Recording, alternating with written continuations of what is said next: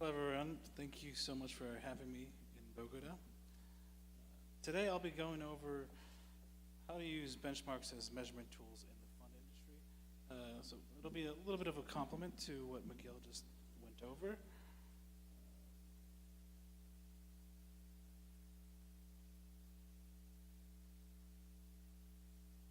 So just a brief agenda, and the first bullet point here, because Miguel did a great job as far as how can you use benchmarks as tools in regards to portfolio attribution.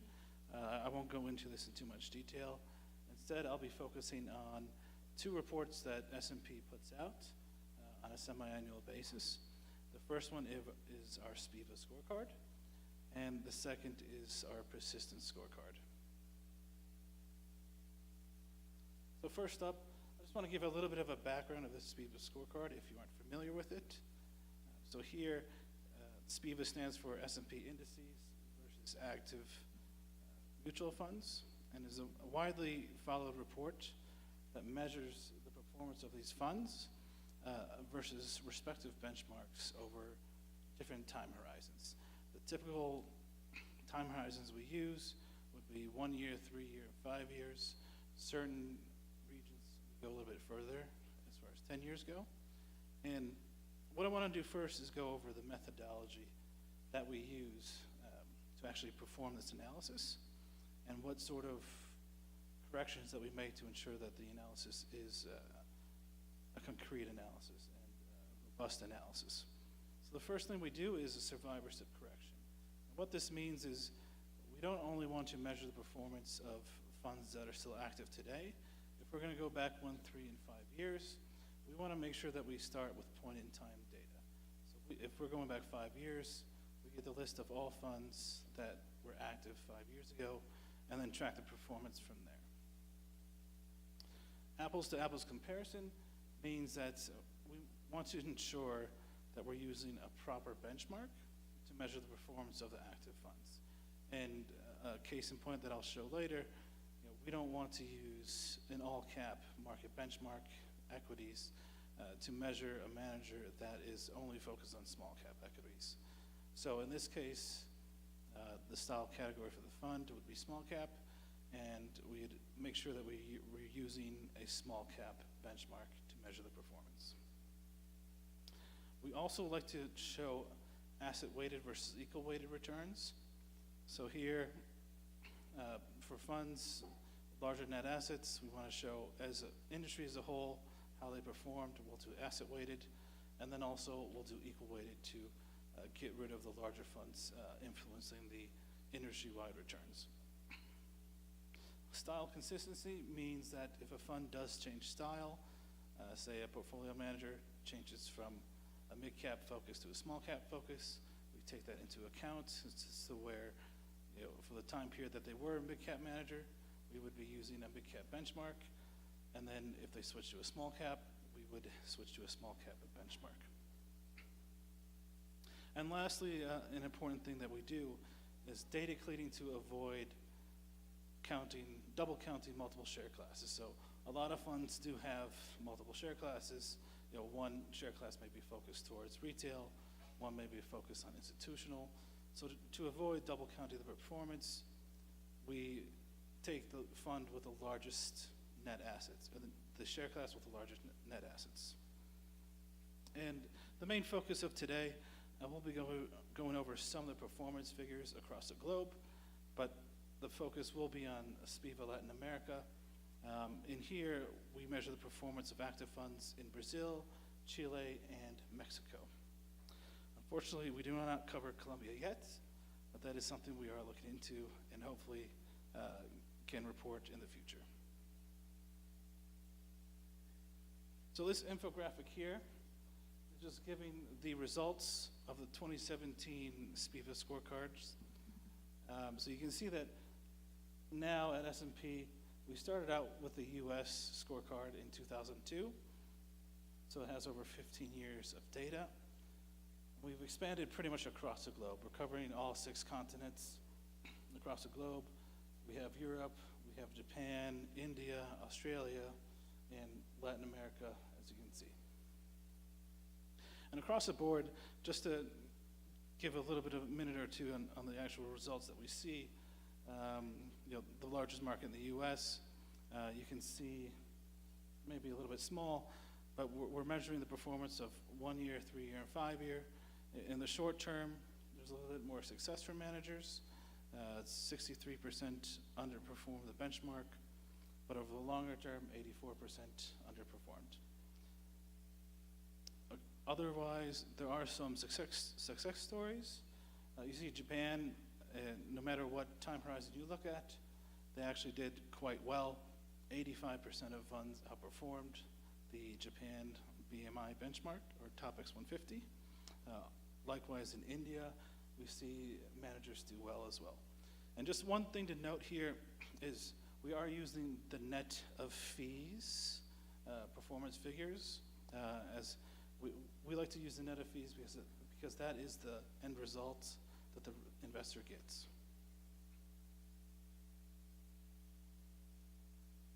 So going into SPIVA Latin America, we first introduced this 4 years ago for the 3 countries.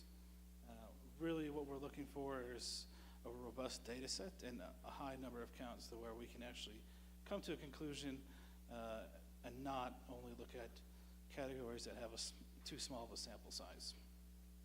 So all of these categories will have, in general, at least 40 to 50 funds.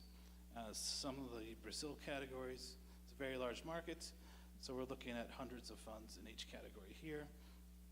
And if you look at the style consistency here, you can see that we do break out Brazil into all cap equities, large cap, and also small to mid cap.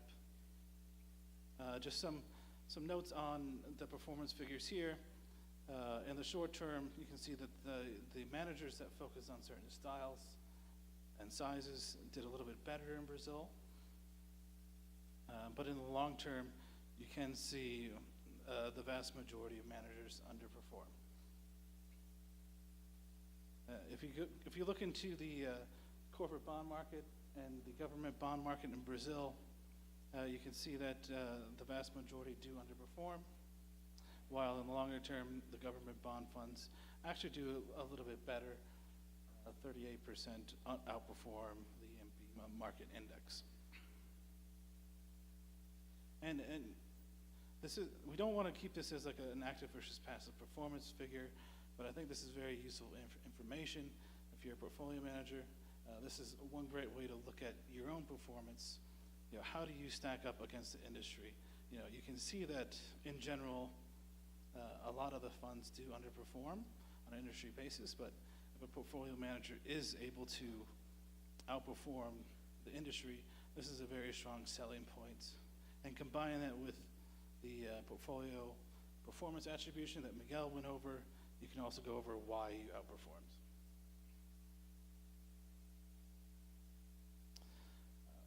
This next slide here is just going over the historical underperformance over a 5-year period. So the previous slide, we just looked at the year-end 2017 report. Here, I want to show that how does this change throughout time? We don't want a single time period to be influencing the results. So we're showing for every 6 months, what are the performance figures? You can see that certain categories almost always underperform significantly, like Chile equity funds. Other categories, such as Brazil equity funds, they did quite well at certain times, and then they flowed to being a little bit more heavily underperforming.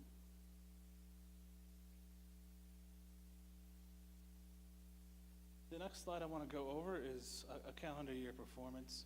I think this is really interesting to look at. How do the funds perform in different market environments? And over the last 4 years, as you can see, performance in these 3 different countries have varied greatly from year to year. In general, you can see that 2016 and 2017, the markets, which would be the blue columns, were very bullish markets. Brazil, you can see, returned 37.9% in 2016 and 28.5% in 2017. Chile, 2017 was a 33.3%. 3%. And likewise, in Mexico, it produced strong results. And some conclusions to make: the yellow bars here show the average fund return for the same time period, and this is going to be the excess return. This is the benchmark. And you can see across the board in these 2 years, the active managers underperformed. So in strong bull markets, what we see, and this is backed by a lot of other research that we've done, it's generally more difficult for fund managers to perform as well as a market benchmark. There's just less room for a portfolio manager to match the performance of the benchmarks. But in contrast, if you look at 2014 and 2015, these were in general more bearish markets. Brazil produced negative returns in both years. Chile, a slightly positive return, and then a negative return in 2015. Mexico, very, very low positive returns. And what we see here, though, is in Brazil, both of these years, the active managers actually did produce outperformance.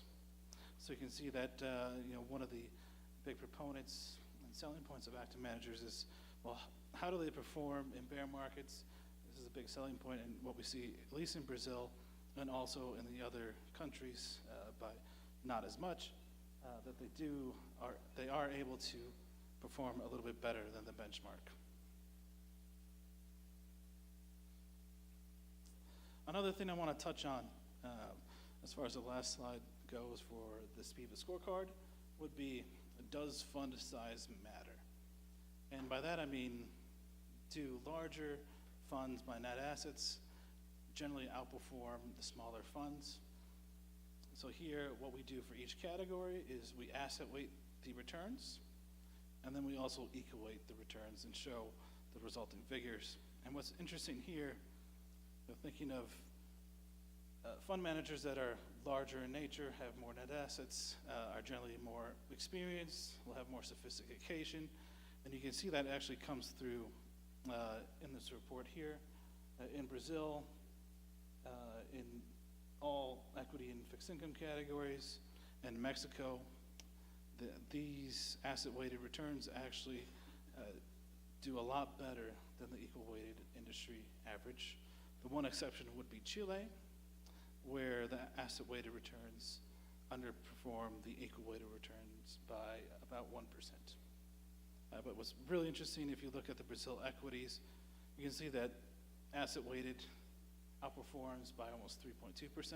So this is a very strong selling point to where, if you look at the underperformance tables that I showed previously, which is on an equal-weighted basis, if you look at an asset-weighted basis, these larger funds perform significantly better than the smaller funds. The next scorecard that I want to go over is the persistence scorecard. And really what we want to cover here, and the purpose of this scorecard, is to be a complement to our SPIVA scorecard. And one thing we want to tackle is the phrase of past performance is not an indicator of future results. This is pretty widespread in any mutual fund literature.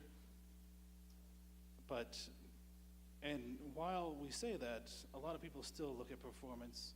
They don't necessarily look at other attributes of a portfolio manager's expertise or other things that could be taken into account besides just performance. So here, what we really want to answer with this scorecard is, does past performance really matter? And can managers consistently outperform year over year? A little bit of a key features to go over the methodology. We want to keep this consistent as possible, so we do use the same fund user universe as our SPIVA scorecard. We do the same survivorship bias correction, same data cleaning, and then also the last two bullet points here. These are really the two reports I'll be going over. So we do the tracking two different ways. First, we do a tracking reports of the top performers year over year and see how they perform. And the second would be a transition matrices of fund performance over two non-overlapping periods. So the graph here, and you can see that we're using the same categories, 5 categories for Brazil, the Chile equity, and then the Mexico equity categories. So here, what we're doing is we want to see for the top quartile within each category, how do they perform in subsequent years? So you can see in year 0, this would be the performance in 2013. We take each fund in each category and take the top quartile funds. And then with those same funds, we look at, well, how do these funds perform over subsequent years? Do they still remain in the top quartile? So you can see year 1, the ability for these top funds to retain top performance, meaning stay in the top quartile within their industry peers. Some categories had more success than others. Brazil did quite well. Mexico did quite well. But once you start going into a longer time period, when you look at year 4, and again, this is going to be the same funds that were categories in year 0, tracking that year to year, you can see that 5 of the 7 categories, 0 funds were actually able to retain the top quartile performance. Obviously, this is a very stringent performance check. It's very tough to deliver, top 25% of your industry peers' performance, but it is an interesting thing to point out.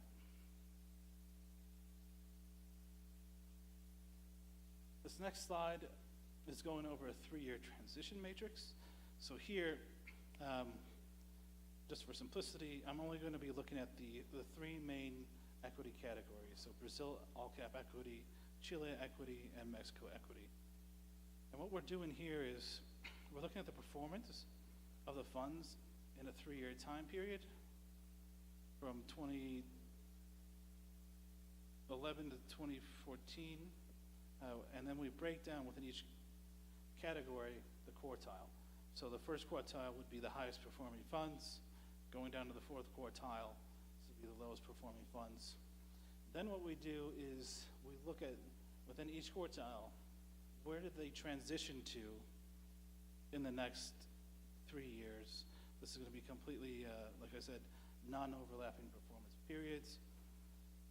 So if you look from left to right, you can see based on the first, if you look at Brazil equity, the first quartile, where did these first quartile funds end up in the second period? You can see Brazil did quite well for the first quartile. Neither 60% of the funds actually ended up being in the first or second quartile. So you can see that there is some success here if you look at a little bit longer of a time period, which is probably a little bit more of a fair comparison. If you look at the lower performing quartiles, you can see it's a little bit all over the place. You can see that the darker blue actually shows the higher frequency counts. If you look all the way to the this is actually the category for funds that were merged or liquidated. What we see in Brazil and also what you can see in Chile is a lot of funds actually liquidate or merge. It's a very common practice in Brazil. There may be a variety of reasons why, but what's interesting is the lower performing funds, what they ended up doing is they just merge and liquidate. They didn't perform well, so they ended up just calling it quits, and a lot of times what happens is they just launch a brand new fund. In Chile, a very similar story for the top quartile. In the second period, actually, all the surviving funds ended up being in the first or second quartile for the second period, which is a very interesting thing. But one caveat to this is, out of these funds, in the second period, actually, the majority ended up liquidating as opposed to remaining surviving funds. And this is one big thing that we like to show as far as ensuring that survivorship bias is corrected for. If we only took the surviving funds as of today and took this back, you would see a much different story. You would see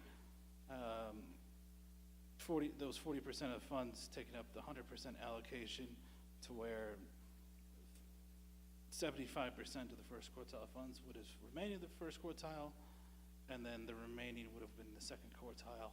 But once you take into account the survivorship bias and correct for that, you can see that it does paint a little bit different of a picture. Lastly here, I'll go over Mexico, which is quite different from the other countries. One, you can see that there's very, very little liquidation in Mexico. There could be a few reasons why. A little bit more concentration in the number of funds provided. The provider is a little bit more entrenched in the market as well. But what you can see here is for the funds that were in the first quartile, but actually the vast majority ended up being the lowest performing quartiles, which is pretty interesting to show and see, to where if you just look at Mexico as a whole, from the first to fourth quartiles, there's really no consistency here, besides the fourth quartile remaining the worst performing funds. And that's the end of my presentation. I think a few things here is, we don't want these charts and tables just to show that, active just doesn't perform well, but I think it's very important to see how you can measure yourself against not just a benchmark, but also the industry. If you are able to do much better than industry, you're in a very smaller crowd of players, and I think this is a very powerful thing to tell end investors. Thank you very much for your time.